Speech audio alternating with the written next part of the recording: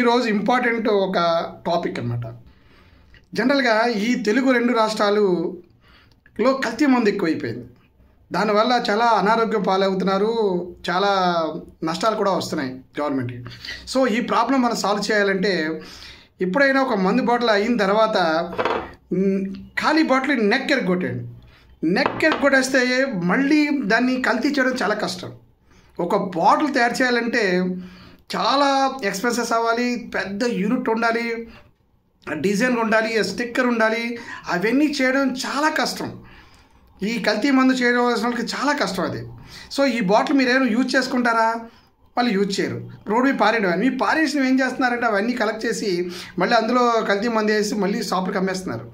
Even though ఇలా కాకుండా ఈ మిలిటరీ మందు తీసుకుందామని కొంతమంది మిలిటరీ మందు కొనుక్కుంటున్నారు. అందులో కల్తీ జరగదు. కానీ ఆ బాటిల్ కూడా కలెక్ట్ చేసి అందులో ఫిల్ చేసేసి ఇచ్చేస్తున్నారు. ఒక క్యాప్ ఒకటే వాళ్ళు వేస్తారన్నమాట. సో క్యాప్ చేయడం చాలా ఈజీ. సో నెక్స్ట్ టైం నుంచి మీరు ఎప్పుడైనా తాగి ఉంటే ఖాళీ బాటిల్ని జస్ట్ నెక్ ఎరగెట్టండి. అలా దేశమంతా చేశారనుకోండి, ఎక్కడ ఫ్రాడ్ చేయడం చాలా కష్టం. మీరు రైల్వే స్టేషన్లో టీ తాగితే ఆ కప్పును జస్ట్ క్రష్ చేసి డొక్కలో పడేస్తారు. ఎందుకు పడేస్తారు? మళ్ళీ కడిగేసి మళ్ళీ నెక్స్ట్ వాడికి ఇచ్చేస్తారేమో అని.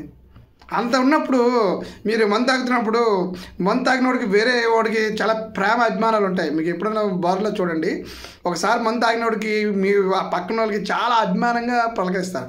సో వాళ్ళు అందుకనే వేరే వాళ్ళకి ఏం అవ్వకుండా ఖాళీ బాటిల్ తీసుకొని టక్కుని ఈ నెక్కర్ కొట్టండి. మళ్ళీ రీఫిల్ చేయడం అవ్వదు, డూప్లికేషన్ రాదు. అలా దేశం అంతా ఒకే మాట మీద మనం చేసామనుకోండి. నెక్స్ట్ ఇంకోటి, ఇది మళ్ళీ రీసైకిల్ చేయరు కంపెనీ వాళ్ళు. ఒకసారి ఇచ్చేసినట్టే. ఒకవేళ కరిగించి వాడదాం అనుకోండి, వాళ్ళతో ఇరిగిపోయిన మొక్కలే కావాలి వాళ్ళకి. గ్రీను, రెడ్, బ్లూకు, వైట్ డివైడ్ చేసుకొని వాళ్ళు కరిగించుకుంటారు మొక్కలు ఎరగొట్టి. ఓకేనా? Got the point. బాయ్.